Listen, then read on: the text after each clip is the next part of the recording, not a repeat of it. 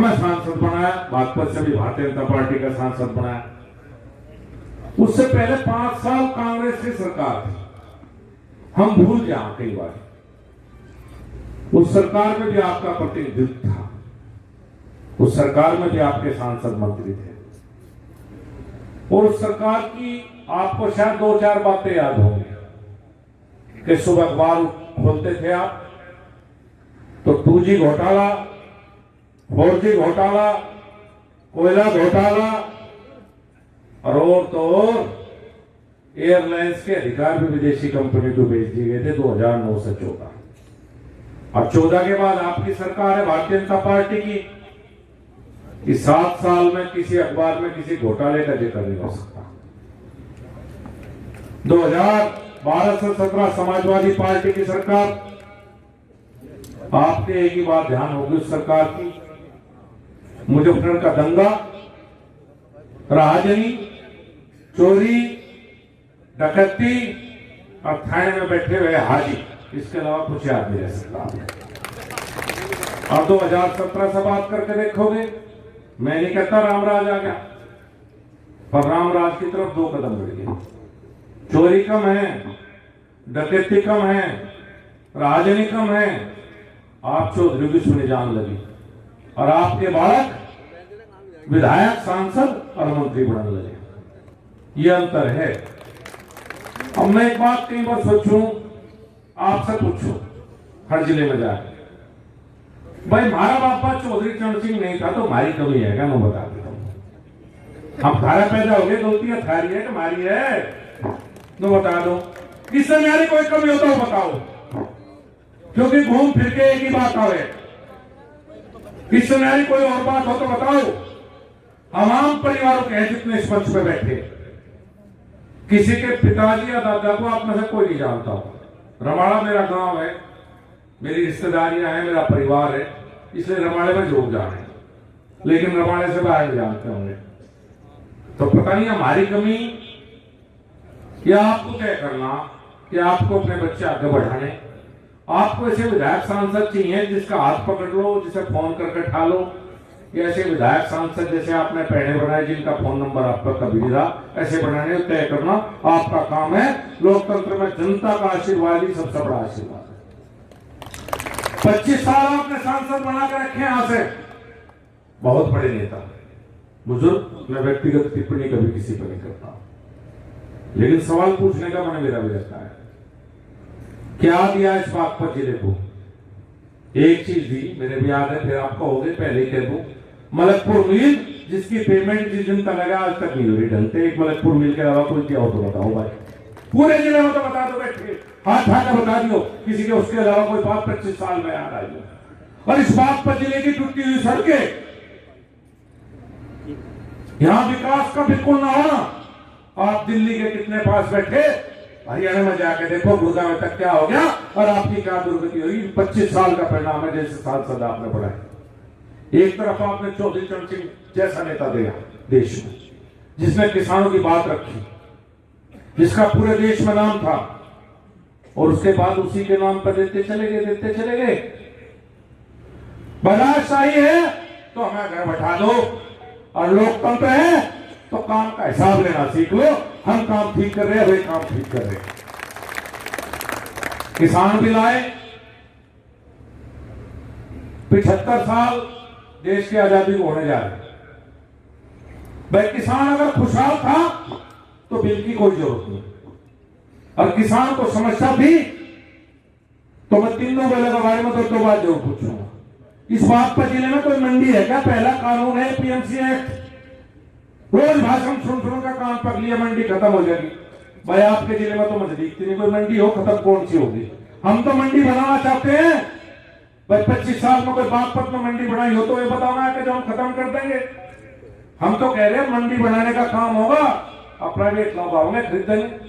और या खरीद भी गेहूं चावल की भाजपा सरकार आने के बाद शुरू हुई, पहले तो बॉर्डर पे जाम लगा था, पहले ना लगता हो तो बता दो, यहां से हरियाणा ले जाते पुलिस खड़ी हो जाती। दूसरा है कॉन्ट्रैक्ट फार्मिंग, हम तो पहले से करते आए। हमारी कौन से मिल ने हमारी जमीन खरीद ली, हम शुगर मिल से कॉन्ट्रैक्ट करें, भाई इस भाव में देंगे, इतना गन्ना देंगे। कौन सी जमीन हमारी खरीदी मुझे तो पता नहीं। कई साल बाद इन कृषि बिल के बहाने भटमा से लेकर के आए, सिर्फ गिद्ध की तरह नोचने के लिए। इसके अलावा अगर कोई पुरानी हो, कई बार लगे मुझे बहुत बड़ी बात, मैं एक बात स्वीकार करूं आपके सामने, समस्या है किसान को बिल्कुल है। किसान का बेटा होने के नाते मैं मानता हूं और कहता भी हूं, मैं किसान का बेटा होने के नाते यह भी कहता हूं, अपनी सरकार में कहता हूं गन्ने का भाव बढ़ना चाहिए। पर मैं नेताओं से पूछूं, जब मैं सरकार में 25 साल मंत्री रहे, एक बार उनके मुंह से क्यों नहीं फूटा कि गन्ने के भाव बढ़ने चाहिए या मलकपुर मंडी का पेमेंट होना चाहिए? एक भाषण की खातिर जो किसी ने कहा हो, एक बार नहीं कहा किसी ने। एक समय ऐसा था कि बाप बेटे आपने सांसद बना कर लीजिए थे, वो हिसाब भी तो ले लो, हमारे से तो हिसाब लो। हमारा हिसाब पसंद ना आवे तो कोई बात नहीं, हम तो खेती कर लेंगे, पर इतनी दूर आपसे फिर भी नहीं जाने के कि आपको एड्रेस भी ना हो, ढूंढते फिरोगे कहां है, ढूंढने में पाएगा नहीं कोई भी आपसे, बिल्कुल भी। क्या क्या नहीं करा मोदी जी ने।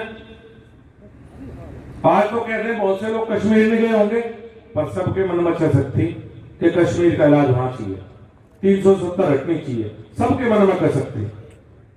राम मंदिर का भी सबका जिक्र था, इस पूरे क्षेत्र का, इस पूरे प्रदेश का, कि राम मंदिर भी बनना चाहिए। सबका मन करता है जनसंख्या नियंत्रण होनी चाहिए, आबादी बहुत बढ़ेगी इस देश की। और मैं तो एक बात कहूं, पहला बागपत अब बागपत, आपके जनपति जी आपके सामने बैठे हैं। आज मैं आऊं बागपत में, मैं आया मुजफ्फर से चला, मुजफ्फरपुर मार्ग पर से खूब बढ़िया सड़क पर चला, पुसार से मुड़ा, भाई से अंदर चोरी करवाने लगे, सड़क को बड़ा जी लगा काम होता देख रहा।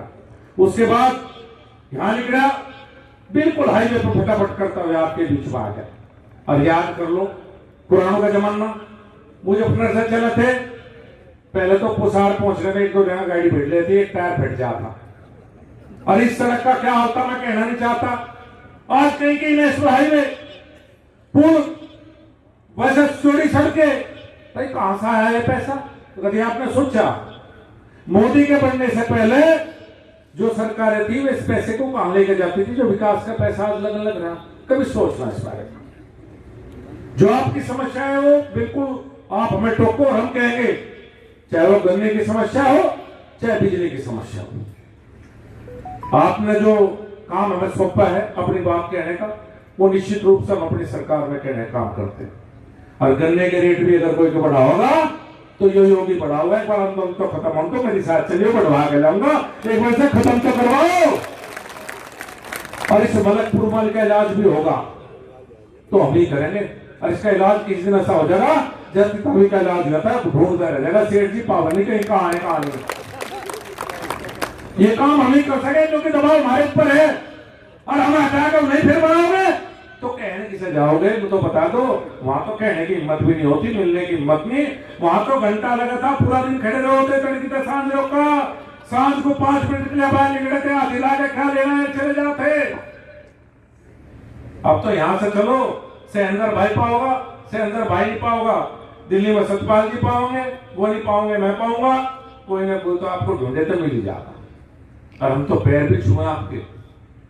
हमने मलिक साहब ने ठीक कहा, हमारा बाबा गुलाम मोहम्मद भी कितनी कोशिश कर ले, हमारा बाबा चौधरी चरण सिंह ही रहेगा और हम खुद से नहीं देने के बाद बिल्कुल भी। चरण सिंह की संपत्ति थारी और विचारधारा हमारी, हमारे बाप दादाओं ने भी वोट दे देकर चरण सिंह को चौचे सिंह बनाया, उसमें हिस्सा हमारा भी है। अब राजनीति कैसी चल रही?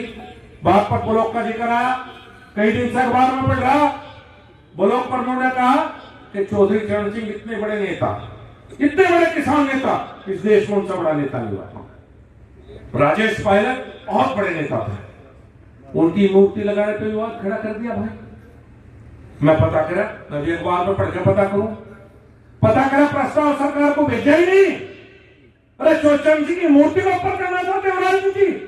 2 दिन पहले सरकार ने प्रस्ताव मंगवाया, ये मीडिया के भाई खड़े, जाके प्रमुख से पूछो, रिकॉर्ड उठा लो, अगर प्रस्ताव दिया हो पहले तो मुझे आकर कह देना कि संजीव बालियान बागपत में आकर झूठ बोलते घर वाले में 3 दिन पहले सरकार ने प्रस्ताव मंगाया। और भाई हमारी सरकार है, हम मंजूरी दिलवाओगे। हमारा विधायक और हमारा सांसद जो चरण सिंह की मूर्ति लगाओगा, तुम हो कौन लगाने वाले?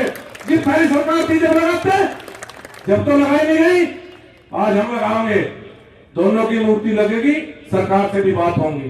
पर राजनीति करना छोड़ दो, बहुत बड़े नेता हैं, सबके साथ हैं।